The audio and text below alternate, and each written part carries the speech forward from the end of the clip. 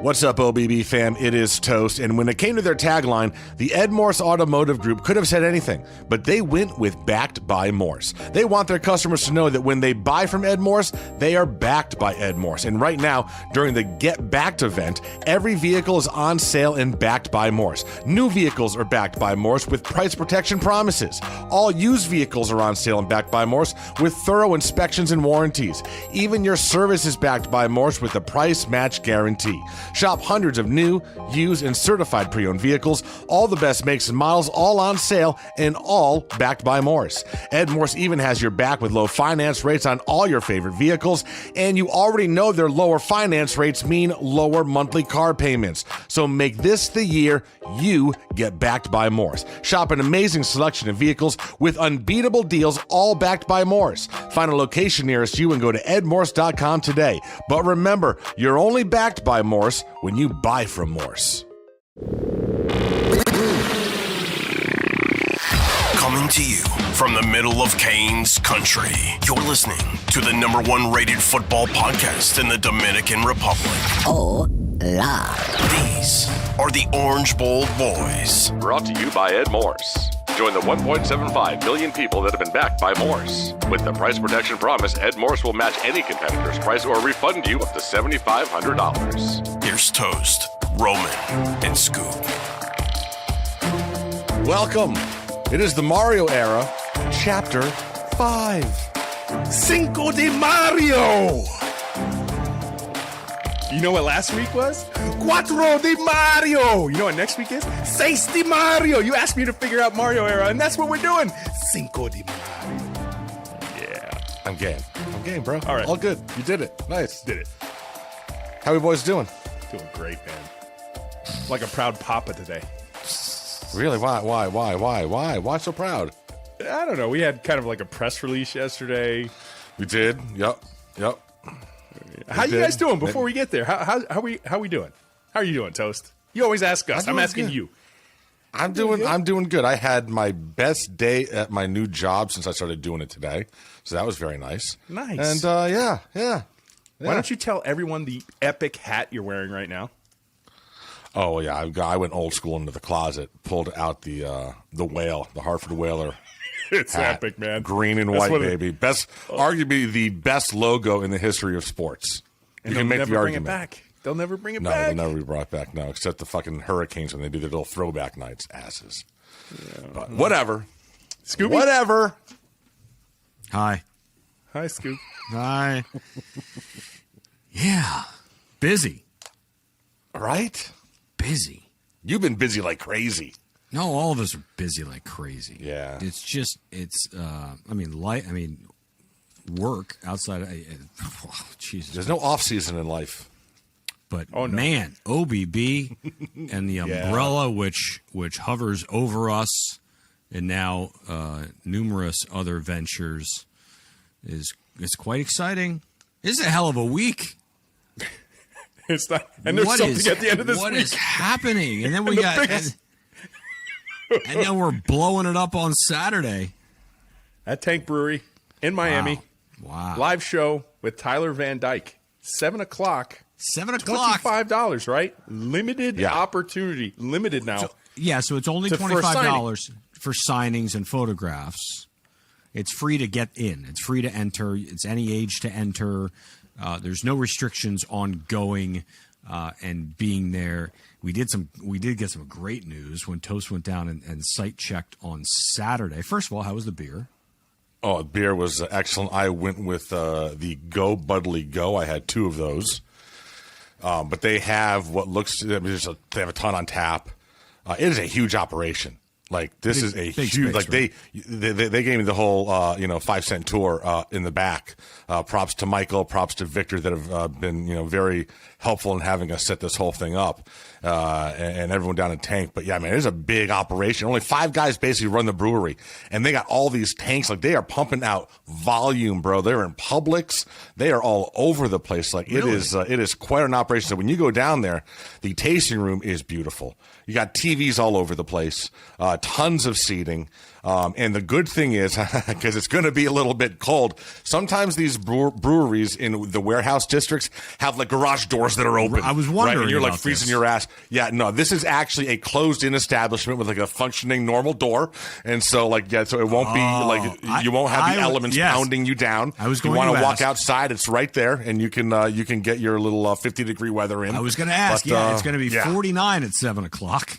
Yeah, no, yeah, I will it's going have to be 17 beautiful. layers of clothing on, and right on top. You know what's going to be right on top? Yeah, Yeah, Your Adidas sweater. that hoodie. The hoodie. I think we're all going to be in matching hoodies. the Darth Vader hoodie. Yes. So that's But- and Yes, this is what you're happy about. and I couldn't be happier. As most of you guys know, guys and girls, if you've listened to this for long enough, you know that all three of us are audio guys. Very, very important for us to have high quality audio. We even had to restart this because 2.5 seconds in, I heard a crackle. You did. You did. There was a very small crackle when Toast started to speak. And no, got to restart. But we're plugging in directly to their sound system for the entire establishment. So it will be throughout with their sound system, their speakers, all their built-in stuff, their preamps, their amps, the whole deal. Brilliant. I couldn't be happier about that. It's going to be good. It's going to be great. Plenty of room for everybody. So they will have they had a food menu down here, like limited bar food, like burgers, little snacks or whatever. I got the croquetas when I was there. But yeah, so it'll be excellent. So just come on down, bring the family. It is a great venue. The best part is it's like for those of you coming south. That have, if you've lived for a long time and you live in Broward, anytime someone mentions the 826, you just start to shiver and shake, almost like you're going through withdrawal. You want to just crawl into the fetal position. Don't worry, you're only on it for like 2 exits. Just take the expressway down 75, the express lane's down, boom. I think it's 54th Street or whatever exit, and it's right there off there. So it's around the corner from the Canada Dry Ginger Ale bottling plant. Really? Had no idea there was one of those. I would like some of that as well. They bring some of that over. Right? So TVD, guys, TVD is going to be there. There's going to be some surprise guests there as well. Just show up. It's going to be so much fun. Some of the new recruits, some of the new kids on campus are going to be there. I got confirmation on that. Really, really excited. Just had a tweet go out from Boss Lady. Hey, Orange Bowl boys, when is the big event again? This Saturday, Tank Brewing, right? There you go. We'll have to reply. Absolutely. See if anybody knows Boss Lady. Reason enough to show up. Yeah. Yes, She's a boss. exactly. Mm-hmm. She shows up, the party follows. Now, Yes, ma'am. on top of that, we made a big announcement yesterday. A press release. First time we've done a press release. We've had some big announcements. First time we've done a press release. And we're going to talk about this a little bit tonight, and then we'll talk about it again on Saturday for sure, kind of give you really in-depth stuff. Roe put out a very, very nice YouTube video as an introduction for The OBB legend. Let's be legends. So the OBB legend, under the OBB umbrella, is going to be our own interactive, dynamic Canes website, boys. We announced it. We're doing it. We are doing this. And, man, I couldn't be more excited. You know, years and years of contributing to other sites. And I said it on the video today, boys, and I was like, you know, I think I just wanted to build a new home. And I wanted to bring the OBB family with us. And just the support we're getting from online, just the well wishes, the team that we've assembled. My goodness, we're about to take this by storm. I'm motivated, extremely motivated. But without further ado, and like you said, Scoop, we're going to talk about this more on Saturday. But there's a couple things I want to address first. First of all, you know, it's meaningless and it's pointless unless you have a cause. And there's another website I'd like to promote, and that's the new lucatotheu.org, because that is one of our contributors, Ryan. And obviously the Luca to the U Foundation is near and dear to our hearts. So we want to make sure that everybody knows that that's always going to be our cause. That's going to be something that we're always going to value, and forever and ever and ever, Luca to the U. And then also, guys, I'm going to surprise you with this one. So I barely mentioned to you about this before, but then I needed validation. I said, you know what? I'm going to announce it to these guys in the pod so they know what's going on. So today, a father reached out to me privately. His son, a high school player, right? And he's like, I know you're a very busy guy, and could you please, take a look at his film? And to my reply is, I'm never too busy for this.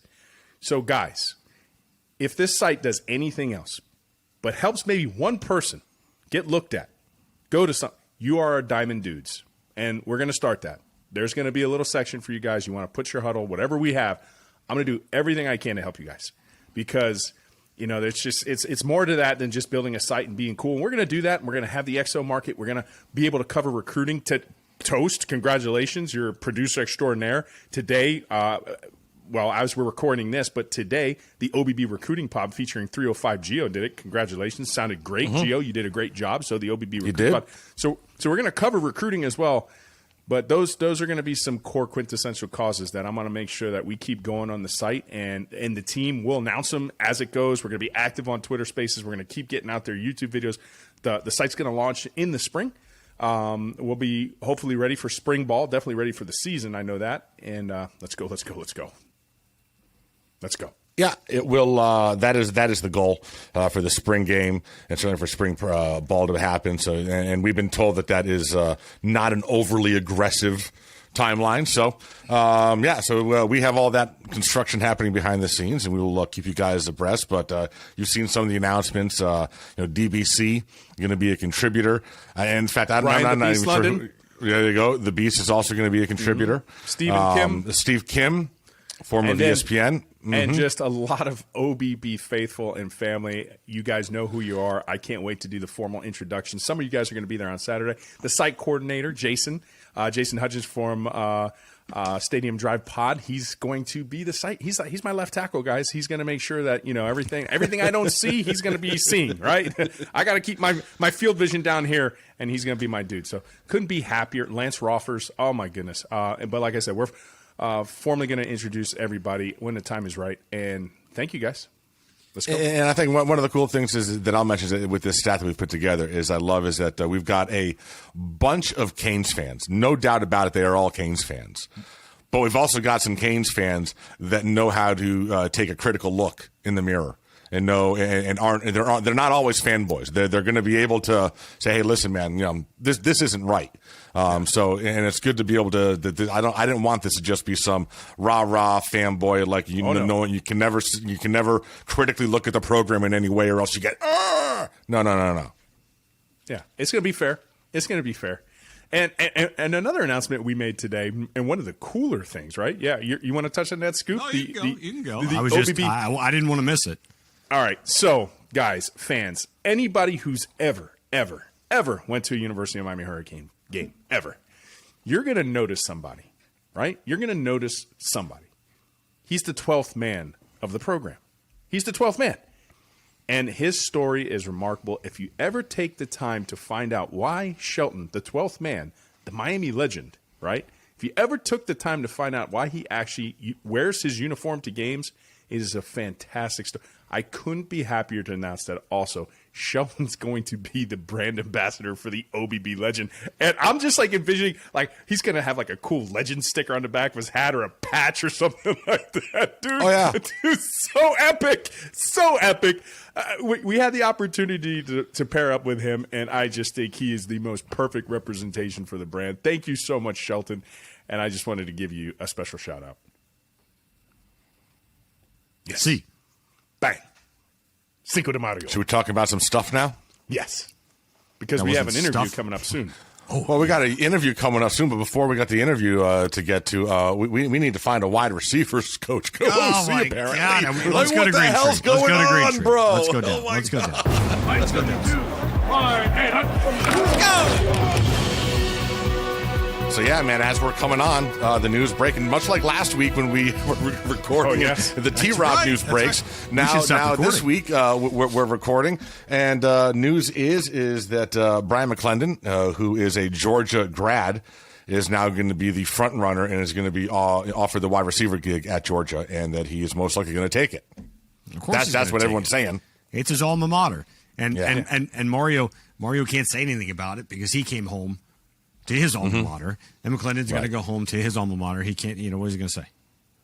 Yeah. So now we got the OC, the DC, the wide receivers coach, linebacker coach. secondary coach, corners coach, safety coach, We need some coaches. special teams We coach, need some coaches. We need some coaches. tight ends coach, quarterback coach. Yeah. We have a running back coach. Yeah. Hey, The offensive line coach. We got one. We have Mr. Pringles, 3 coaches. the strength and conditioning coach. He's got a couple. The support staff's actually a little bit more bolstered than the on-the-field recruiting staff is. And my goodness, Ton of you're support right. staff. Yeah. You know, I applaud the fact that Mario's like measuring twice and cutting once. I like the fact that he's taking time and doing his due diligence because remember, Manny Diaz was a rush hire. He was a rush hire. Oh my goodness! And now we're on the other side of the fence and somebody's calculated taking his time. My only concern, though, gentlemen, is when it's starting to affect recruits. So I was actually with our recruiting director, 305 Geo, at the 7-on-7 event. It was awesome. Great team. South Florida Express, obviously representing South Florida. Also the Immortals. Great players. Check out that pod because there's a lot of good breakdown on those guys. Those 7-on-7 teams are legit. But I might have heard some echoes when I'm down there that maybe, they need to announce a coach or two because some of the recruits were talking about it. That's fine. I don't agree with that at all. Bottom line is when he got this, when he took this gig, it's a transition year. As good as Mario is as a recruiter, this class was never going to be upper echelon. It's just not real. It's not realistic. So it's okay if he misses on a few because he doesn't have his staff in place, but is able to put the staff together that he ultimately wants. Now he's going to miss on a few here and there. But getting the staff right first and then being able to continue the progression of the recruiting cycle and into next year's class is more important than rushing hires just so kids don't start to chirp a little bit that coaches aren't in place yet. My opinion.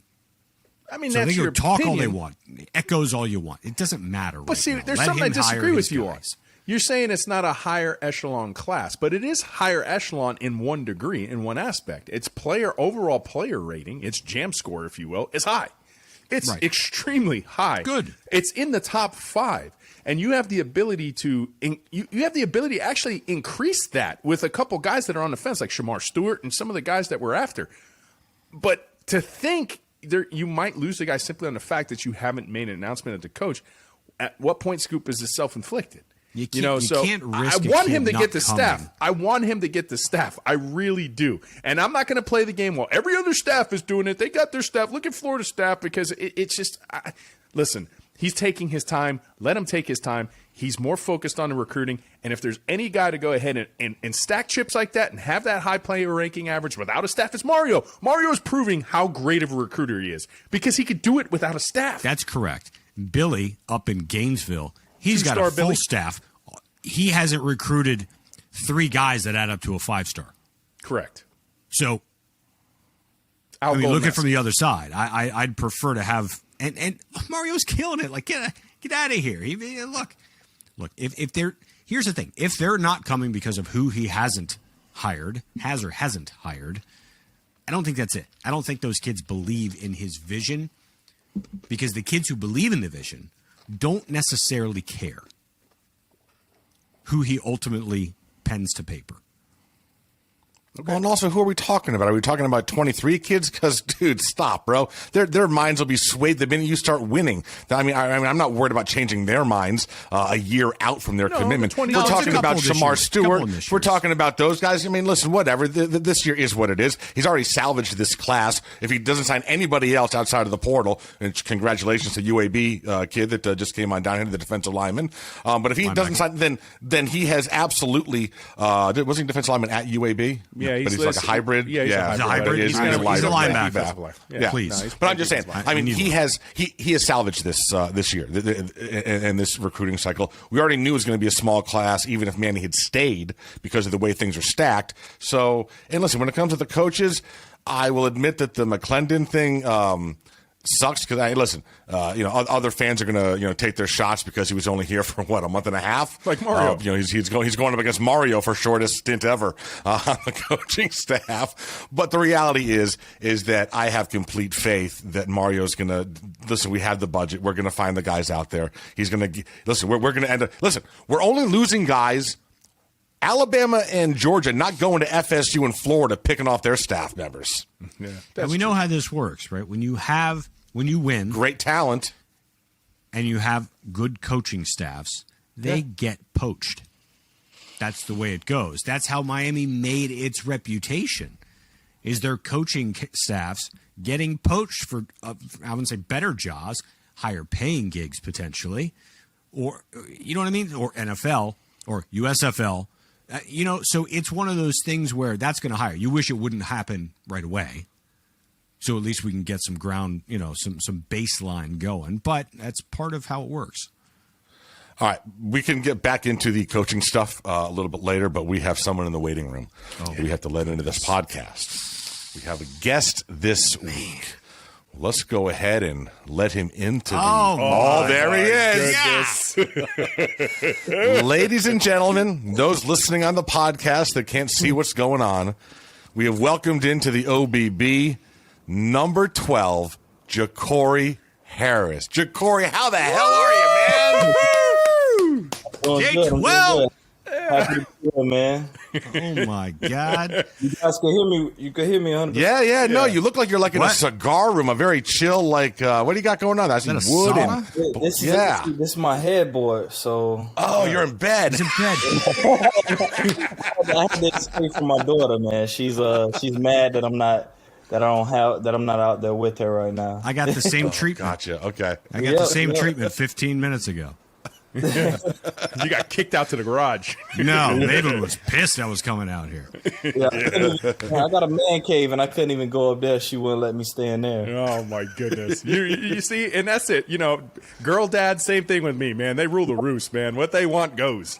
yeah, exactly. Oh man, Jacory, this is I didn't know how it was going. This is fucking dope. This is really cool for me, man. I mean. It was like, man, in 2008, right? And it was like this whole thing and everything. All 19 kids from Northwestern were coming, and it was like this just euphoria. Yeah. Man, that was a lot of fun back then. Number one class. Yes. Yeah. It was cool, man. It was a great experience. I do miss it. I will say that. I was saying we're going to get into what you do now in life because I know we're going to have a lot of fun with that. But yes, sir. How many of those guys from Northwestern you still keep in touch with? Pretty much all of them. Whenever I see them, or if through social media, a couple of them we still hang out and everything. But we're all friends. We're all cool. Been cools forever, so that'll never change. That's crazy. Awesome. Miami community, it just never changes. So, one thing I want to bring up, right, because he used to be your offensive coordinator, right? Whipple was just slinging it this year. Did you happen to catch, like, the pit games? No. I did. And dude, Kenny Pickett was a gunslinger. Right? He was a gunslinger. But Jacory, I was like, where was that offense, dude? Like, you're rolling the quarterback, you're staying aggressive downfield. I even think they let him audible. I was like, what is this? Yeah. If they let him audible, then I'll be asking the same question. Where was I knew that about him. That's true, but you can't deny the fact that they let Jacory go deep. Oh, no, yeah. No, Whipple won it downfield. No, Whipple would tell you, throw it to Hank. He's wide open. Hank could be triple covered down the field. But So it's Whipple's fault. Hey, a couple times I didn't listen, and I threw it to someone else and got a completion and got cussed out about it. And then when I did throw it to Hank and I get a pick, I still got cussed out about it. So it's like, hey, it doesn't matter. The life of a QB1, right? You can never win.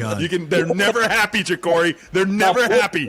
Whipple, his offense, I did like his offense. I liked his offense. I just wish I did have the ability to audible and stuff like that. That's the only thing. Put us in better. Not to beat on this, but I did talk to Toast earlier today. And now that you brought it up and you made fun of it, I'm going to make fun of it too. Mm-hmm. And I said, am I allowed to ask him if he saw the three guys down the field, or would that be an improper question? But now it's Whipple's fault, and I know this, so now we're good. Yes. Look, you can ask me all the questions you want. I've dealt with worse. Trust me, way worse. We're not about to do that. We're not about to do that. We're about to have some fun with it. But I wouldn't even say worse because I do the same thing with quarterbacks that I watch playing football now. Now I understand. I'd be sitting up there. I'm like, what was he looking at? Like, and then I would say it, and I'm like, dang. So this is what people thought when I was playing. It's all fun games, man. That's the best. Speaking of watching quarterbacks, what are your thoughts and your impressions on the guy that's QB1 at the University of Miami, Tyler Van Dyke? We're going to be with him this weekend at Tank Brewery, but I wanted to get your perspective on him. I liked him since he was at the Paradise Camp, and because that was actually the only Paradise Camp that I've been able to attend. And he was there alongside another kid that I liked. He ended up going to Georgia, the tight end from Georgia. Number Washington. 0. Yes. Oh, yeah, Darnell. He's got Darnell. Those two were throwing balls. Well, he was throwing the ball to the tight end. That kid that was jumping over everybody. But I was like, yo, this Tyler Van Dyke kid, he's gonna be special. He had a huge arm already coming in high school, and he looked the part. Yeah. He definitely looks the part, and that was the thing too. Watching him, Jacory, like people are like, "What are you going to be surprised with?" I thought he was a lot more athletic than people wanted to give him credit. I don't know because maybe he got the knock because he's like, my persuasion. So he's like, he's going to be a slow dude. Hey, but he can run. I wish that changes though, because I know it's a stereotype, but look at Josh Allen. Yeah, like Josh Allen, that kid that is moving all over the place. Oh, talk to me about that game. What were your thoughts? That game was crazy, God. no? That was a crazy game. I'm going to be honest with you. I went to bed at halftime. Like Scoop. That's fine. I actually stayed up and watched that entire game. No, you didn't. I swear to God, I watched it. It was just Steph and I too, and we were screaming at the television like we were unmarried without kids again. Like that might have been the best game we've ever seen. I rewatched the fourth quarter because I was trying to figure out. When I watched the guy, Gabriel Davis, I think that's his name. Yep. Scored 4 touchdowns. That's what was on. Kid from UCF. Yep. Yeah, so I'm looking at that, and then I'm like, okay, he scored a touchdown with 13 seconds left. How in the world did the game? How is the game over? So I had to rewatch it to understand that they drove down there and kicked the field goal. Jacory, I'm going to be honest. That looked normal to me as a Miami Hurricane fan watching defense the last season. I was like, that's about that. Yeah, I can expect it. Look, man, I'm not gonna lie. That happened to us one time when we played against Virginia Tech up at Virginia Tech. And my senior year, and we just went up. We scored 25 seconds left in the game.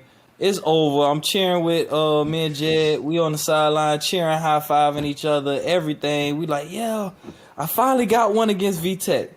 And it's 25 seconds left. Nothing can happen. And they end up scoring a touchdown on a quarterback. I think he did like a quarterback zone read. It just ran. On 4th and 1 and ran like 30, 40 yards down the field for a touchdown to win. That was heartbreaking. You brought up Jed. Yeah. You had Jed for one season, right? Yes, I wish I had him for all 4. Right. Yeah. So I was going to ask. Yeah. Like, We know why. We all do. Yeah. He was clearly the better of the bunch, correct? Yeah. He was the better because he allowed me the opportunity to adjust and, call audibles. And it got to the point where, like, in that game, me and him, I came to the sideline during the timeout, and I had seen something. And in the middle of the game, this was like the second game of the season, second or third, and I was like, hey, Jed, I think we should run. And before I could say anything, he finished the sentence, and he called the play, and I was like, yeah, that's what I was about to call. So from that point on, he was like, all right, you know what you're looking at. You know what you see. How about I'll start giving you the formation and you call a play. And he'll do that. Like from time to time, I'll be walking down the field and he'll just be like, spread right. And then I'll go like this and be like, spread right. And then he'll go like that. That means you run it. I mean, you call it. And I'm like, oh, okay, cool. And I look at the defense. Okay, we're going to run this. We're going to do this based on, leverage of the defenders, how many people I got in the box, down and distance. I know how to do that stuff, but none of the other coaches would Spread right, 99 vert. Spread next play. Spread right, 99 vert. All 99 vert. Yeah. I know I played a call too. Listen. We had Lamar Thomas on the show, and he told Gino, he's like, "You're not going to get a Heisman if you hand the ball off." Okay, so you keep throwing, Jacory. You should have kept throwing. Somebody else that wasn't too far off, the cusp of you. And can you talk about Morris's arm live, like Steven? Like what was that arm like in practice? Because Steven had probably him and another guy named Taylor Cook. They've had the strongest arms I've been around. Right. And because it was like effortlessly, like Morris would throw a dime on a deep ball. But what we would work on, because this is where I used to tell him where I'm like, I got you on this part. With those short intermediate passes. I'm talking about after practice, and not a lot of people expected this from somebody that's a starting quarterback. I don't know, for some reason everybody would think, oh, you're probably going to treat him like crap because he's competing with you, but it was never like that. So I would stay after practice, and I'll work with him and be like, hey, look, running back, running the flare, you don't got to drill it out there. Just do it like this. Throw a fade route. You don't always got to drill it back shoulder. You could put some touch on it and stuff like that. And we worked on that all the time. That's why me and Steven still have a great relationship to this day, like, because that's how we were. Cannon. I swear though, I'm not trying. Maybe I'm trying to be a little funny because you definitely had to touch on the intermediate game and the touch game with him, because I swore Steven saw some snakes on the field sometimes because he was trying to kill him, right? He was trying to kill him. You'll have it sometimes where the running backs will come and say, hey, yo, take a little bit off. But yeah, exactly. Running backs always. I'm not a receiver, bro. Young, his hands are huge. Like, I got these little baby hands. Like, they were good enough to grasp the football. But Steven had some hands like I've never seen before. So he's gripping the whole football, and he was learning how to control it. And eventually he did, because then he started dropping dimes. Oh, yeah. That's one of the more impressive throws. And you've had some, but I just remember him rolling out and just and Dorsett in the background, and like and it was like 75 yards in the air. I'm like, rolling around opposite. Yeah. Just I remember that play. Half roll to the right. Exactly. We know the play. I was like, what the? Looking at that, I was like, whoa. Bro threw that shit to the moon. Yeah. Hey, but talk about that touchdown at FSU. Oh, my goodness. In the corner. Right? Wasn't that the Benjamin? Oh, my goodness. Score. He had dropped in at the 2-yard line. Yeah, and there was a dime, but they scored after that. That's correct. Yeah, we scored after You're right. that. You're right. But we needed that touchdown. Man. Yeah. That throw. He threw that ball, and I was like, Jacory's our savior. So when Whip calls that play, it's for man-to-man coverage, but it's mainly a play that the tight end should have been getting the ball on. It was one of those unbalanced formations, and the way that it was set up, all we needed was for the tight end at the time, I think number 23, I forgot his name, he was in, and he was supposed to take an outside release. That's it, just outside release, and you're wide open for a corner route, and you might be the one that was scoring.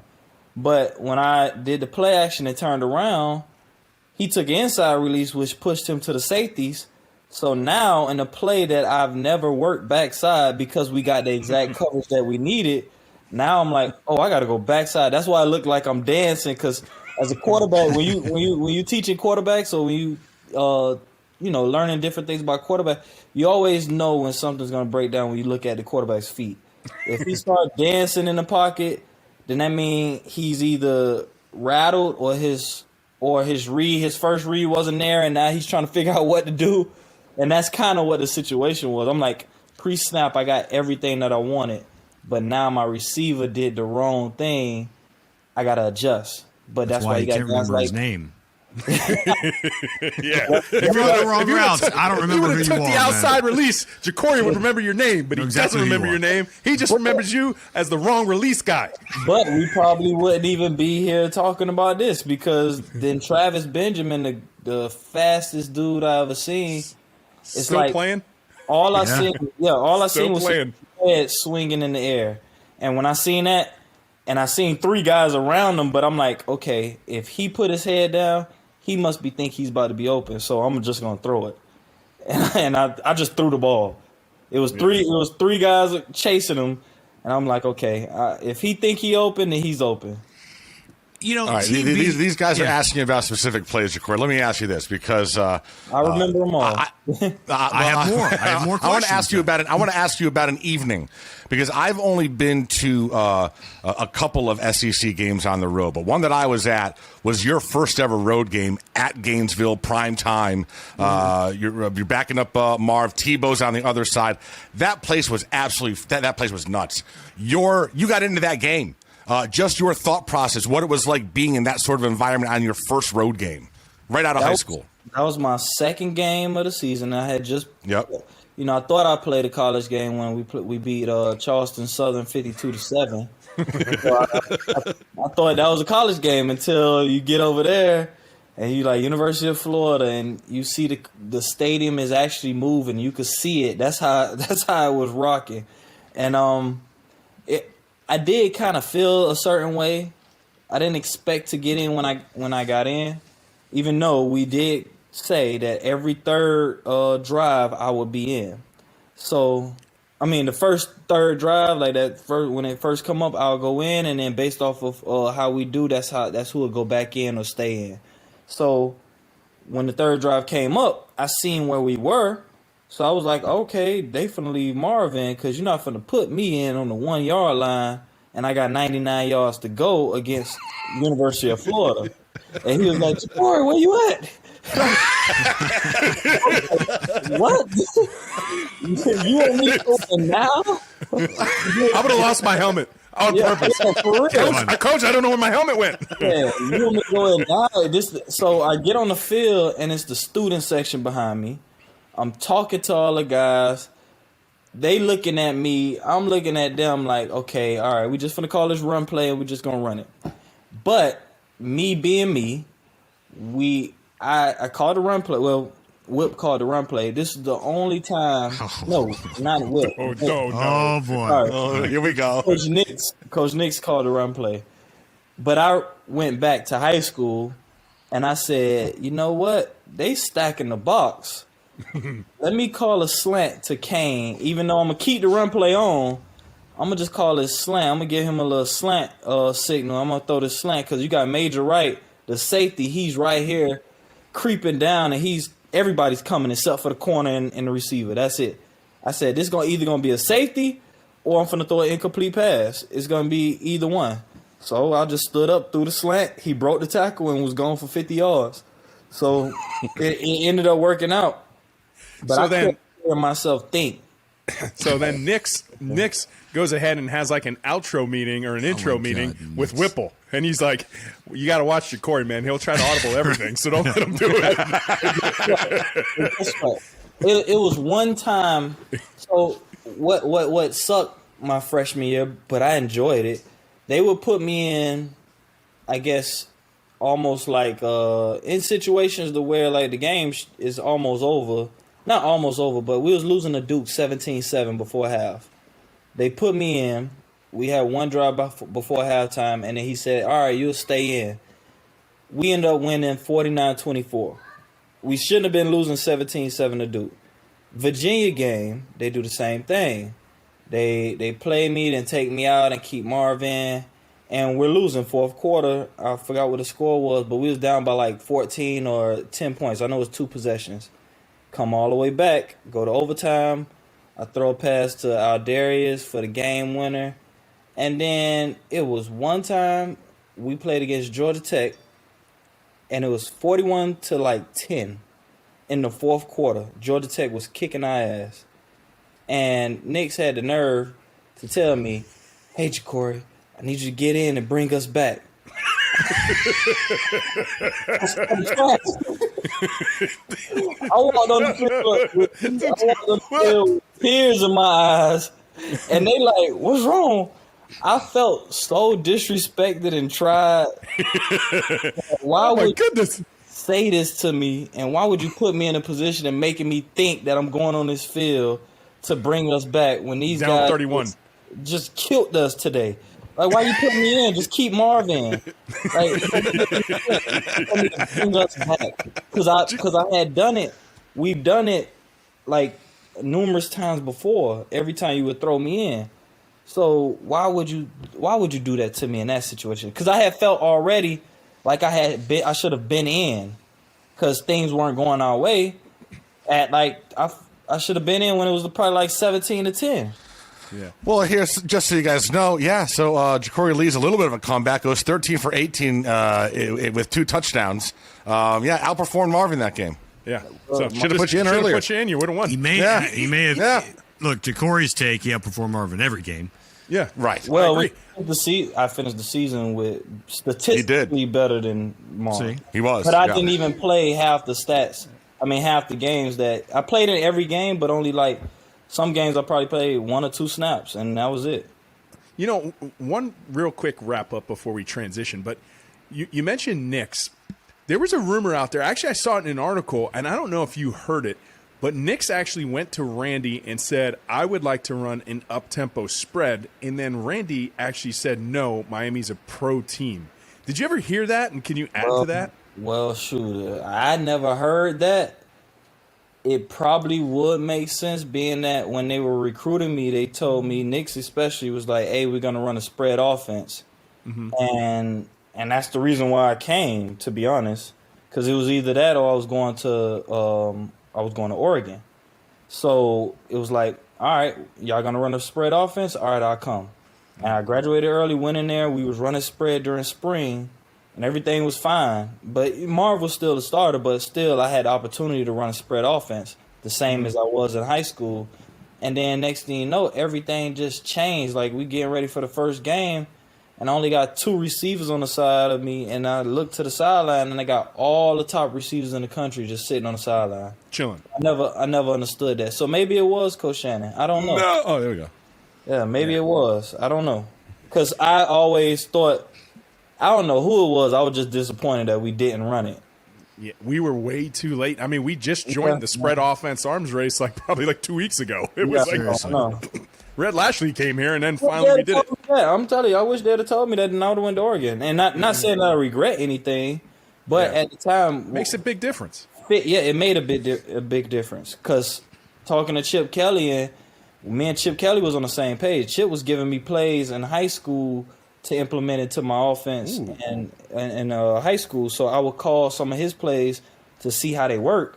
So basically, I was already running their offense when I was in high school. So that was the cool thing, and that would have been cool.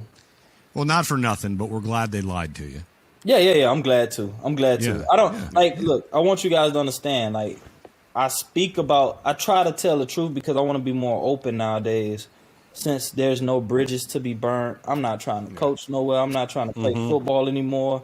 So it's like I don't have to be politically correct when I'm speaking. I'm still going to be respectful, but I don't have to be politically correct. We like to be honest. Yes. It's all good. And speaking of the bridge you crossed, and I want to cross that bridge because, Jacory, for the longest time, I kept quiet, especially because of social media concerns, what I did. And I never really talked about it. There was something that publicly came out that made me kind of say what I did off the field. But you and I share a passion for something. We share the same career. So I want to know what prompted that? What was it for you? Because I know what it was for me, but what was it for you that said, you know what, I want to be a firefighter? Well, it was a situation when I started looking into it more. I ended up having my daughter in end of 2017, and I was still in Montreal, and I always, what people don't know, every off season, even though I was playing Canadian football and we made good money, I didn't have to have a job. I would always work in the off season. I would find little small jobs and just do random things just to build a resume and find out what I like. And so I would do that. And I made the decision that I was like, you know what, I'm going to walk away from football. I'm just not going to say nothing until the beginning of the training camp. And I want to make sure that I have everything else in order. And I've seen that the fire department was hiring. My mom always spoke to me about an individual that I had never met. but he was one of her friends who's a teacher, husband, and he always would tell her how, hey, your son should be a firefighter. It's the greatest job in the world. It's the most rewarding job. It's this, and that. And I would look into it. And I was always, throughout high school, I was more heavily involved in the medical side of things because I wanted to be a neurosurgeon. So that's where the medical, I was like, okay, this has a medical aspect to it. And me walking away from football, I could still be athletic in this. So that's really what propelled me into, like putting all my eggs in one basket and just saying, all right, I'm going to retire. I'm going to get a job with the county, and I'm going to wait through the whole process with the fire department and make the best of that situation. Man, that's so cool. Listen, Jacory, heart-to-heart question. Mm-hmm. Was there ever a call, right, because I want to share something after you go, but was there ever a call that you had? You don't have to get specific or if you do, but was there ever a call that made you doubt it? Not doubt anything about the fire service. I'll say because I not enjoy the when someone's going through something and you have to perform life-saving techniques and anything, because that's part of our job. Yeah, we're gonna that's part of our job. But my very first day I was involved in a quadruple shooting. Very first day on the job, and I'm an EMT. So I was kind of in a situation where I'm like, wait, hold on, this is a huge medical call right here. Do I actually know everything that I need to know? And I'm one of those people, like, if I don't feel like I'm perfect, then I get down on myself. Not down on myself, but I'll strive to be better. And, we had 2 pediatric patients and we had 2 adults.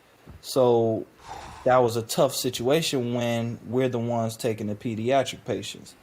And both of them. And, we ended up, based on how these people were, wounded, to have 3 out of the 4 make it. It was a situation. It was a good situation. And we went back and we had a conversation about it at the table.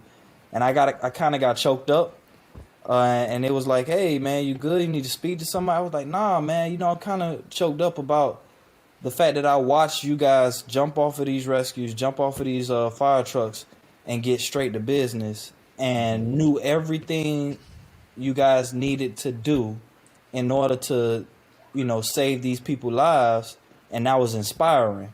And that right there, that one moment, my very first day, made me really want to be just like every last one of those individuals. So similar to me. So my first shift, I'm an EMT. This is years and years ago. I got married twice. I got married to the fire service in 2005, and I got married to my wife. In that first shift, the first day, we had a 3-week baby, old baby. Oh. The mom accidentally fell asleep, and we were working pediatric CPR, right? Yeah, that gotta suck. And I remember going home, Jacory, and it was a tough shift. And I remember the lieutenant at the time sitting down, same thing, similar. It's like, hey, are you good, new guy? And I was doing everything to fight back the tears because I was like, no, I'm good, because it's that tough guy thing, we do it. Mm-hmm. I remember going to my wife and telling her, I was like, I don't know if I can do this. Yeah. I didn't expect this to happen.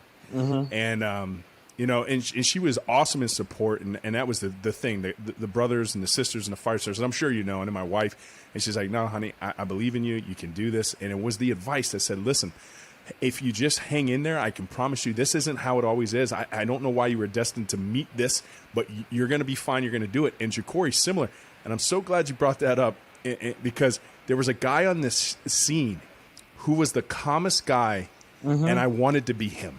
Yeah. I was like, this guy, 3-week-old baby, everybody's crazy, everybody's going nuts, and it's this guy I want to be, because he proved that you could do it. Like, you could be the calm in the storm. And from that moment on, and I got into teaching in EMS, and I just wanted to take my time to get better and better and better, so that one day, because Jacory, I'm sure like the lead medic, right? Yeah. It's not a rank thing in the fire service. I always tell people, you want to know who the lead medic is? It's when it's going down and it hits the fan. Look at where all the eyes go. Look at where they're looking to. And wherever the eyes go, that's the lead medic. And that's the guy that I aspired to be. Yes. Right? Yes. So Are you like at the medic level now? Like, so where are you at as far as your career? So I'm still an EMT, but you know, I practice. I do things within my scope of practice. You start IVs. I got you. There's no EMTIs in the state of Florida, bro. Me and you are on the same page.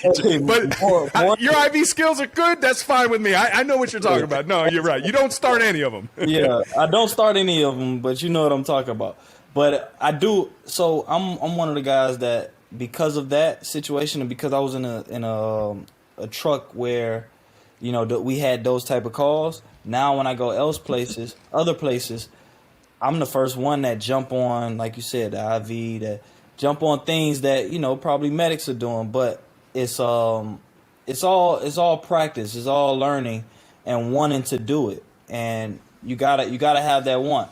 And I see what you're saying. Now I understand the question better, because when I look back at it, my second day on the shift, we had a 3-alarm fire, and it was a warehouse fire. And after that, that's when I was like, yo, this is crazy. I can't do this every day. I can't do this every day. My body was super sore. We had ran like probably 20-something calls that day already. And I remember exactly what I ate for dinner, because I almost threw it up. It was a Mississippi. That's why we tell you, rookies, you only eat as much as your mouth can hold, man. That's how much you eat. If you see me now, I eat probably the size of my fist for dinner. Exactly. You have to. You have to. I don't trust it anymore. After that, because I had a Mississippi pot roast. I went for seconds, and then we got the call when I finished seconds. When I finished my seconds, we got a call at 6:30. And we were there from 6:30 at night until around 4-5 o'clock in the morning. I got a question for you. So the locker room, it's a sacred place, right? It's a special. It's a fraternity. It's a bond. The firehouse table. Yeah. How close are those two? They're the same. Right. That's another reason. You know how when you walk away from football or any type of organized sport, and you're like, dang, I'm gonna miss the camaraderie. I'm gonna miss the bond you have with your guys.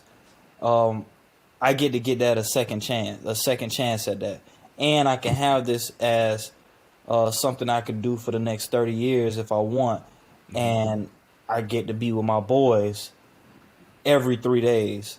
So it's like, if it takes what I had in football and just brings it right there, and now I just don't have to worry about, it's a life or death situation every time you leave and you go out into your truck, but I ain't got to worry about I'm finna lose my job. I ain't got to worry about Whipple yelling at you. Yeah, telling me to throw it to Hank. I got to worry about none of that stuff. I just got to focus on doing my job the best of my ability within my scope of practice, and I will be fine.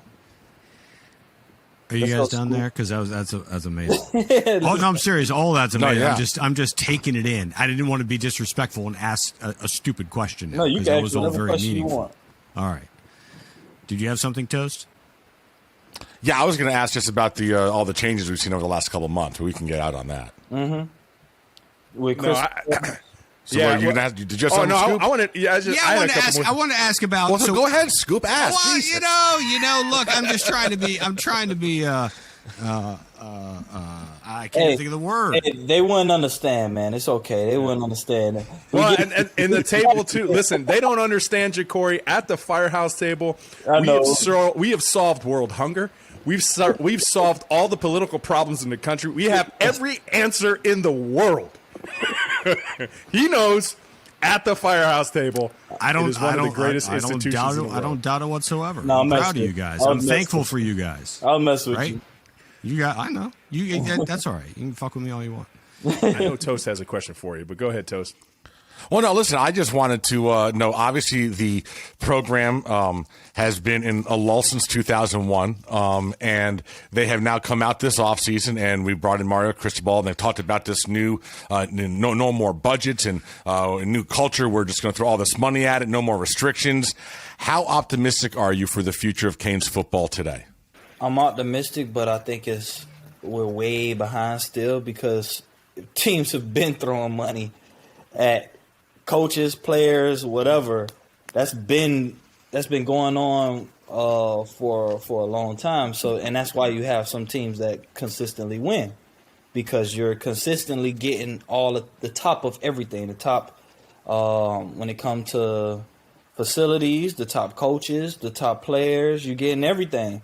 So, I think I'm glad we're doing it now. I'm glad we're finally paying the coach, and we finally got that splash hire. Even though I thought Mark Richt would be the splash hire, but I still don't think they fully believed in that situation, even though he did good. It seems different now with Mario Cristobal's entrance, him being the guy that he is, the type of coach that he is. I'm happy that the University of Miami were able to lure him away from Oregon, because I know that was hard. Mm-hmm. I've seen some of the offers that Oregon gives to their coaches, things that they throw out there to their coaches. I'm not gonna say who showed me, but I've seen some of the things that it's Phil Knight money. We know who it is. Yeah. They get their own shoe deals. It was like over $1 million shoe deal just for him. Hey, look, let me tell you, some of the things that they've tell coaches, hey, look, if you stay, you got this, you got that. Man, I would have been at Oregon for the rest of my life. let me ask you this, Jacory. Let me ask you this, because there was a report. Now, obviously, I'm sure when you're talking to your former classmates in that 2008 class, and you guys are talking about NIL stuff, oh my God, your heads must explode. But the rumors were Texas A&M boosters had to spend 25 to 30 million to secure the number one class in 2022. If NIL deals were in existence in 2008, how much does it cost to land that Northwestern class? How much do they have to pay you guys? If we'd have known that it was legal. Yeah, no. If NIL was a thing, all you're changing is just the difference in inflation in 15 years. I was going to say you got to factor inflation. All that happened was what was under the table is now on top of the table. That's all that changed. How much was $25 million under the table? How much would the boosters have needed to land you guys? Then Nevin wouldn't have been a bad guy.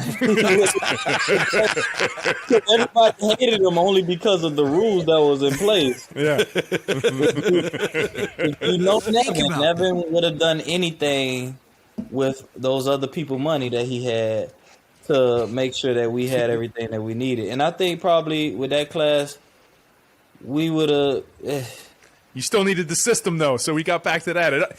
You guys were the class. You just need the system. It needs to meet. It's the thing. Based on our notoriety in Miami, because we're all from Miami, we went to a high school where we had a lot of celebrities come from our high school, and a lot of people in that area, celebrity-wise, that were still involved with our high school and with that area that we knew growing up.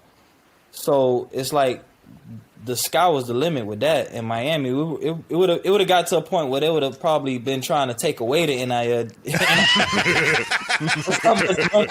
Would have been like, hey, look, we got to change this because these kids over here, they making more money than the president.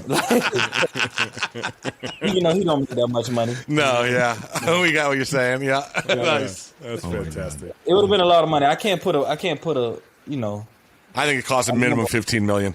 This the only thing that I'm scared of with the NIL though is who's teaching the kids financial literacy when it comes to, you guys are gonna have to pay taxes. You got to make sure that teaching them like what to spend their money on and what to do with their money, because I know growing up I ain't know nothing about that, and then I ended up in a situation where I was on the IRS, and that's not a fun situation. Owed the IRS thousands of dollars because you didn't know that you were supposed to be paying taxes on something, and nobody in your camp or around you is letting you know that. So, it's like, I hope someone other than the guys that's their agents now or marketing people now are the ones that's telling them. It's like, I wish the school have something in place to where, hey, look, this is your financial advisor. This guy's going to take care of 10 of the guys. This guy's take care of 10 of the guys. Yeah. Because if not, you just sending a bunch of kids out there with a bunch of money, and that they've never had. What could possibly go wrong?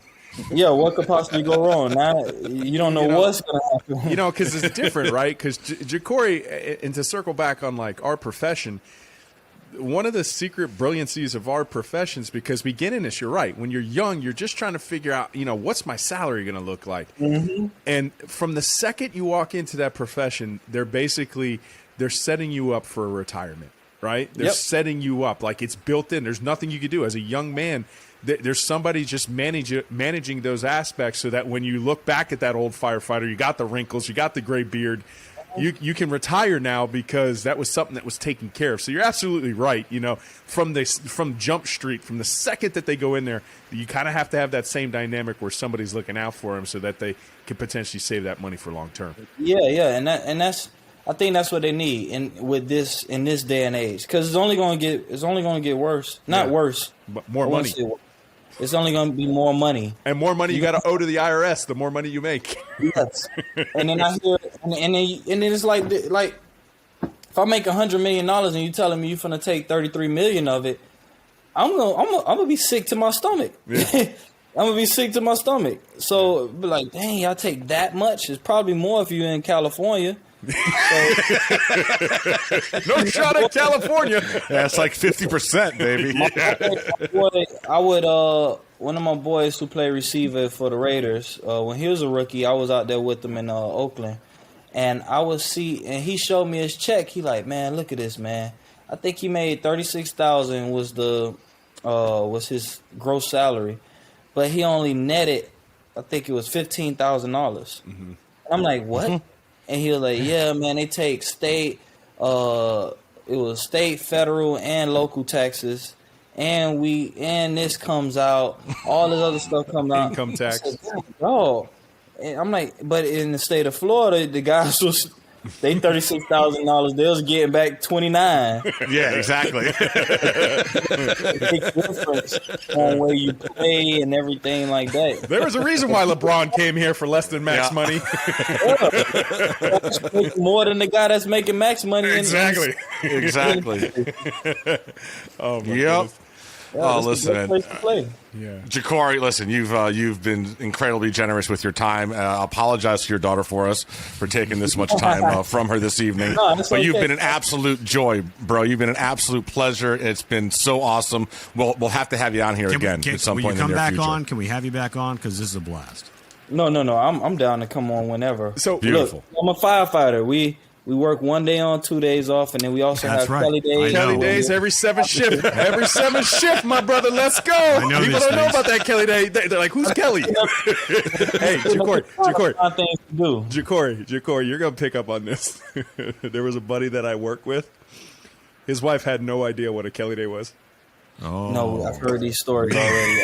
Ain't that something? One lady didn't know. I'm happily married 17 years this year, so that's not me. I'm not talking about a story. No, but I'm like, wait, how long you been a firefighter? She has no idea what a Kelly day is. No idea. Yeah, I've heard stories about women didn't know it for 18 years until he brought her into he actually decided, like, she came to a party, Christmas party or something like that, and was talking to the other wives. You know, they know, so they telling her, like, oh, yeah, you ain't never heard of me. He was looking for a way out. Who's Kelly? What's a Kelly day? Yeah. He was looking for a way out, so he said, you know what? I think it's time I bring my wife to a party. I'm on a different schedule. I'm with you, Scoop. He was looking for a way out. Looking for a way out. He's 18 years. I'll get divorced real quick. Watch this. Oh, my goodness. Nice job. Friendly reminder, Super Bowl 56. We're just days away.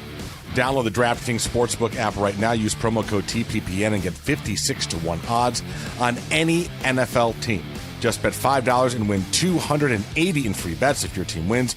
That's promo code TPPN for 56-1 odds at DraftKings Sportsbook, an official sports betting partner of the NFL. Must be 21 or older, New Jersey, Indiana, or Pennsylvania only. New customers only. Minimum $5 deposit, $1 wager required. One per customer. Restrictions apply. See DraftKings.com/sportsbook for details. Gambling problem? Call 1-800-GAMBLER. And it did it. That was fun. He's awesome. No, legit, man. I could talk. I do have a lot of questions for him, to be honest with you. And more and more just kept popping into my head about players and plays and games and triple coverage. And all that stuff. It's Man, Whipple's fault. He threw Whipple right under the bus on that one. Whipple made him throw. He's like, I know there's 3 guys there. And meanwhile, you're wanting to ask him about that, and we did. We asked him a lot of healthy questions. I wanted to ask him about, what drug do you give after epi? I wanted to see how far down the road his scope of practice is, because I'm not saying it's just IVs. I'm saying they're probably allowing you to do a lot more. I'm like, all right, Poppy, what else are you doing? Oh my goodness, that was fantastic. 5 questions. What's one opinion of yours that completely changed when you grew up?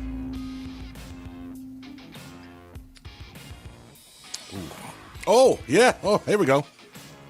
As a child, as an adolescent, as a teenager, even into my 20s, I think I wasn't until I was mid-30s that I discovered the greatness of an avocado. I didn't like guacamole. I wouldn't touch it. Like, I never tried it. Like, I thought it just looked disgusting, dude. It was a green, it does blob. look gross. It does look gross. I was like, I'm not, and then it turns brown in like 10 seconds. I'm like, why would I eat that? Yeah. And then finally, in my mid-30s, Jen got me in, and bro, I now eat avocados right out of their shell. With everything. Oh, yes, with everything. I put them on sandwiches, burgers, everything. Everything. I mean, I don't like them. Everything. Still Every don't meal. like them. Oh, It's the best food on earth. guacamole's okay, but I don't like anything. Nope, take it off. Take it off. Mm-mm.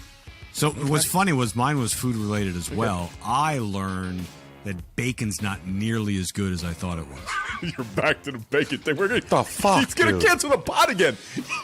Right? The death of the how Orange many Bowl listeners boys we lost is going to be last your week? bad food take on bacon. God. I will tell you. It's going to be on our tombstone. I will tell you the thing that changed me as I got older, right? Because it changed a lot of things. In my opinion, that changed. When I learned the phrase, it is not wrong, it is different. That changed me. Okay. Sure. It is not yeah. wrong, it is different. That application in like my relationships and just how I viewed other people who had differences of opinion of me, it's not wrong, it's just different. There's certain times when that is very wrong. Yeah. I was thinking the same thing. Like, All right. You guys ready for I mean, it can't Hold be. on, hold on. I got another. Did we all do it? Yeah. Yeah. All right. I got one also. another one? You already did yours. I didn't do Yeah, one you yet. did. You said avocado. You said Oh my avocado. goodness, you just stroked out. No, I meant reading a question. I got another good question after this. I'm like, wow. He literally just had a stroke. And you had 2 firefighter like EMT paramedics right on. Now you're down to 1, so you're screwed. Holy mackerel. Wowzers. All right, so this will be good because this is one that I know that Scoop can have an answer for. Hillary Clinton. What is Hillary the Clinton, worst right. non-deadly pain you've experienced? Oh, simple. Kidney stones. Kidney I've been there for this. Yeah, I've been there. I've been there for those also. Not We even. all Not, have. there's nothing. There's. Yeah. I don't think anything comes close. I have experienced some other ones, but I don't think anything comes close to that. For me, and I was on shift when this happened too. I got the worst. Yeah, I had a diving incident, and I perforated my eardrum. And after I did that, I got the inner ear infection. I have a pencil too. I literally was like trying to shove a pencil in my ear. Like, if you gave me the option to rip off my ear and take off my eardrum and be like, I wouldn't be able to hear the same, I would have took it. Oh my would God. have took it. I remember this. I remember would've this. took it. I totally and it changed remember me that. too. He was and it so changed me angry. too because like I would go on some certain calls and somebody would call with a toothache and an earache and I'm like, you guys are pussies. You know what I'm saying? I'm gonna be honest, right? I try to keep that under my breath, but I would always give them good patient care. I would never get complaints. I don't go there. But I literally, I had an earache, and after that, I was like, I totally get you, sir, ma'am. I'll take you to the hospital because my goodness, I wanted to shove something in my ear. Terrible. For me, it was having appendicitis. And when the doctor deadly. diagnoses you with appendicitis, I guess it could be if it goes too long. But when you're in the emergency room, he's like, all right, listen, you're feeling around your abdomen. Then all of a sudden he'll push in, and you don't feel anything. Then he releases it. Rebound and tenderness. the pain that shot through called my rebound body in tenderness. that moment, bro. Yeah. Classic my sign. God. Never. Right yeah. lower quadrant. Abdominal pain. Yeah, we got you. Straight textbook. Oh, baby. All right. I got one for you. I like this one. All right. Question 3. You now own Disney. What's the first thing you do? You and I are in the same fucking webpage. That's a great question. I was going to answer this, but Ro will have a great answer. Scoop will have nothing to No, say. I know. about this. I have Scoop's answer if you can't think of one. I know. Can I give you? Yeah. Scoop's answer for the first time in 5 Yes, questions? Scoop's answer. have, but I got to Go give ahead. you one too. Go ahead. What's my answer? I'm going to say Scoop would ban all the girls who have T-shirts that say "Feed me, I'm pretty." Bro, she was so big. Oh my god! I'm not trying to be an ass, but you can't wear that shirt, man. Apparently you can, Scoop. Feed me, Apparently you tell me can, I'm and they pretty. did. Tell She me did. I'm pretty. Feed me and tell me I'm pretty is what I it love you, said. Moo Moo. Listen, I'm right. I'm right in the same thing as Scoop, but mine is going there and seeing the families that would wear the husband, wife, kid T-shirts, and looking at the look in the husband's eyes, like, bro, you really put that thing on this morning, he's like, yeah, they've surrendered, and just the look of death in their eyes, their soul is dead. They got to ban those T-shirts. There's nothing worse. Right. I had a different answer, Go ahead. but man, that's a really good answer. It is a good answer.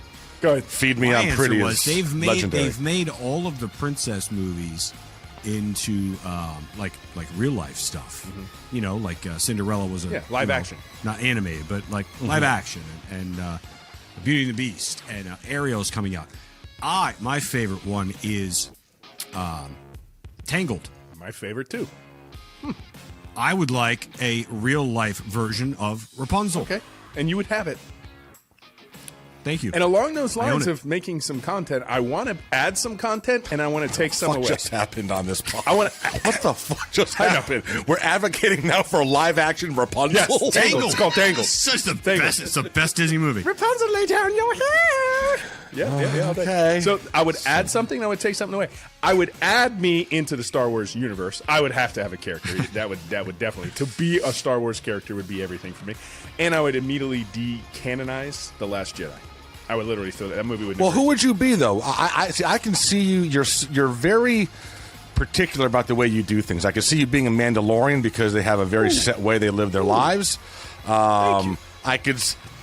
Everyone's going to say a Jedi because everyone wants to be a But fucking I'd Jedi. be a different type of Jedi. I'd be a gray Jedi. You would be. I You would would be the be. John Yeah. Wick of Jedis.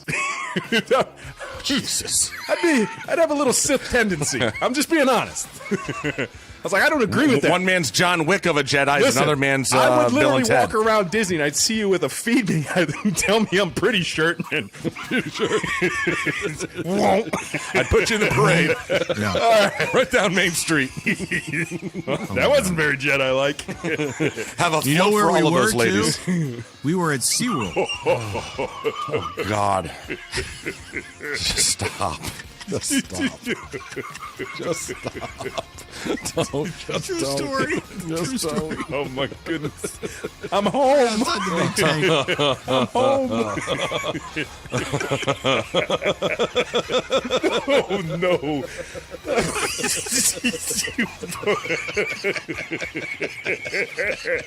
I don't know.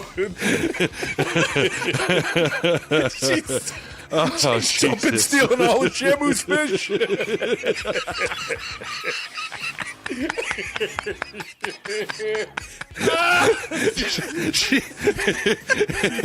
She can bounce a ball on her nose. She can bounce 6. Oh my goodness. Oh, Jesus. I don't even know All what you're right. supposed to do Wow. with that. I don't even know how. Okay. Is that 3 questions we've done so far? That's 3 so Yes. far? Yeah. You're right. Yeah, we can never skip this segment. Okay. I'm sweating. I got to take my 3rd shower of the day. I'm so hot. I know. I got to turn the AC on. Oh my goodness. All right, you or me, Toast. Oh, here's one. Here we go. This is a good one. I'm sure Scoop will have a great answer for this one. If salaries were based on the amount of bullshit you have to deal with every day, which profession would make the most money? Ooh. All right. Based on the amount of bullshit you have to deal with every day. Anybody in like customer service, anybody you call. I know. Yeah. Yeah. School teachers. There you go. Good answer. Yeah. Good answer. I mean, you talking Yeah. about bullshit. Yeah. I'd last Yeah. 45 seconds.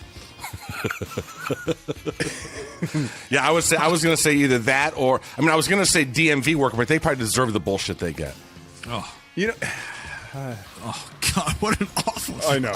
What an awful job. And nobody's Just, ever yeah, happy. Stop. Nobody's ever happy. No, just miserable. All right. How does no one there understand that you can make appointments? I know. It's insane. Last question. This is for Scoop. This is going to be tailor-made for Scoop. Oh, boy. Tailor-made Oh, for jeez. Scoop. Probably Here we the go. most softball layup question, I think, ever on the history of 5 questions. Who are some singers who have a really unique voice or distinct style of singing? That you don't like, or No, just in general? I think you got to love. All right, I'll take one that I know you guys won't, there's but a lot. Yeah. I think you got to give some love to James Hetfield for that growling heavy metal, more yelling than singing sort of singing. Mm-hmm. Is that if that's what it is? Yeah. He's pretty damn good at it. Yeah. Yeah, I got a lot. I think the first, probably Chris Cornell. I would say Kurt Cobain. The singer for a band called Thriving Ivory is probably the most unique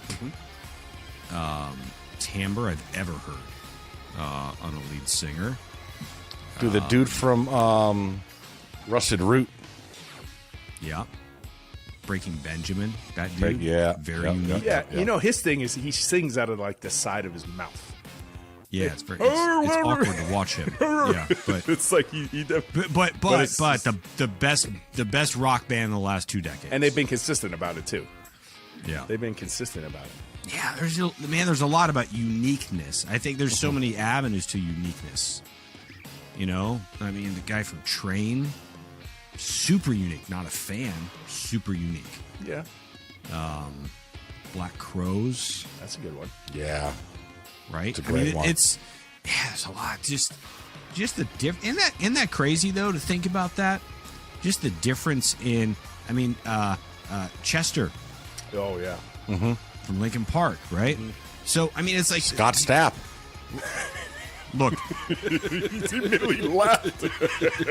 When I arms didn't wide wanna open. say it. Yeah. I wouldn't have minded selling all those records. I don't care what everybody thinks. Exactly. He's broke now though. No, Oh, he's not. Oh yeah, I heard he was like No, living he's out of his car. No. Yeah. If he is, it's by choice. He's got a nice place in the Oaks up here. Oh, nice. Nice. All right. Well, I defaulted. I don't. Listen, all that's- those answers. that- and yes, that- I don't need to answer yeah. that question. I gave you a softball. There you go, soft toss. Hit it out of park. That's a supersized episode, boys and girls. Like, so I go to Roe earlier today. I'm like, hey, so we're having Jacory on. So is this like a hangout session? Oh, no. It's just a show with an interview. I don't see how we'd be able to cover that much time with him. An hour later. An hour later. We're like, we got to have you come back out for the rest of this. I suckered you. Yeah, you did. Sorry. There's we have this weird way of just enabling the person that's on the other side here to just keep Just say talking. things.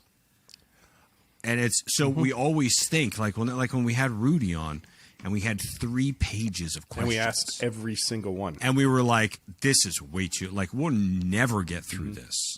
We asked every single one of them. So it's just I don't know. You know, that's the one thing. I mean, we started this a while ago, and obviously things have grown since then. And that's probably the biggest surprise, that us getting into this, I didn't know we were going to interview people. We ended up interviewing Randall Hill by like the 5th episode. But you fast forward with the hangout sessions and all the great guests we've had over the years, and just what happened with Jacory Harris, it's just how we do it. It's just organic. It just happens. And I never in a million years would have thought when we started, there was no way in the world us knuckleheads could pull off like great interviews. And I'm not trying to toot our horn here, but go back and listen to that Jacory Harris interview, and then go back and listen to it again. Man, that was so cool. Look, Toast gave us very, very strict guidelines when we started this, and we had Randall Hill on, and we had all our questions, right? And we were like, okay, you're going to ask this, and you're going to ask this, and you have to wait until like it was a thing. I know you looking at me like all crazy and stuff, but we had some guidelines. You didn't want us to screw that up because we had no idea what we were doing. So, yeah, a little easier now. Now we have, no questions written down. I didn't write a single question for that Jacory Rudy. Harris. Neither did I. A lot of questions for Rudy. I'm impressed I came up with that. How guys, much would their listen, class have That was cost? a great question. What? A great question. Yeah, dude. I thought for sure he would have said like 15 million. I think we'd kick ass, and whose line would it be anyways? Well, actually, me and you, Toast. We kick ass. Yeah. Yeah. Whatever. I'd be fine. Hey, it's on a stage, Yeah. right? I see. There it. we go. I see it. Okay, there we he go. turns into a different dude. Yeah. On that. I can attest to A little that. different up there I than can it is attest on to the that. camera. I can attest to that. So, hey, listen, we didn't mention it earlier, but we mentioned it now. Beating the Bookie had another first-round winner last week in the Amex Championship. You see He's that? killing it. Cantlay tied for first at plus 500. It's plus 1,000, but you win half of that. So beating the Bookie, he keeps killing it. He's 34-17 or hockey since Christmas, and he's somewhat similar to that in college hoops since Christmas. And now golf is ramped up, right? So we have he just sent out the package tonight for the golf for this weekend. He's going to be at the show. He's coming as a special guest with us on Saturday, sitting on his throne, his velvet couch with the rope. Nice. I saw the velvet couch there, so we got to make sure that he's got his name on it. And Sure. so at Beating the Bookie on Instagram, he's giving out a ton of free plays on IG, ton of free plays on Twitter. All you have to do is follow him, play the free plays if you want to. But you'll realize how good he is at his job. And you get some packages. BeatingTheBookie.com's got all his packages. Sign up anytime. Doesn't matter. 30-day subscription for football or basketball or golf, whatever it is. Golf, though, important. You have to sign up for the week or get that package just for the package. Once it's out, once the tournament starts, you can't jump in for Saturday and Sunday rounds. Gotcha. Okay. Yeah, so that is an important facet to it. But, guys, he's awesome. Great follow. Great dude. Great supporter of the show. We very much appreciate him and what he does. Playoffs coming up this weekend. I'm sure we'll be able to tweet something out for you. BeatingTheBookie.com. The GOAT. So I got a hat. It's a new hat. Is that the new one? It's a new hat because I got a new hat from Caneswear. Caneswear, a Miami fan wear. The spot Miami fans shop. Items for Canes, Heat, Fins, Marlins, Panthers, Inter Miami, 2511 South University Drive. Davie, their phone number, 954-835-5597. The OBB legend. Hey, thanks, Scoop, because the new templates looked great. And Caneswear, proud sponsor of X's and Row, student of the game. Check me out on YouTube. And obviously, we have a new home with the OBB legend. And as always, Kenny, Brett, the boys, they'll hook you up. Thank you for being part of this. Bang. Bang. We got to name this episode, boys. Some with Jacory. And then we out. Oh, I got it. Tell me I'm No, pretty. no. Jesus. Whipple made me do it. Whipple maybe. Whipple made me do it. 100%. 100%. Whipple made me do it. I'll tell you, listen, it's the greatest insight to a quarterback coach. Listen, we got that out of him, and we got the Malik stuff out of him. I mean, like we have found out what went on behind two of the. You know what the two of them have in common? What? 12s. Yeah, there you go. All right, so Whipple made me do it is in the books. Yes. Guys, we will see you Saturday night. Reminder, 7 p.m. is when the autograph signing starts.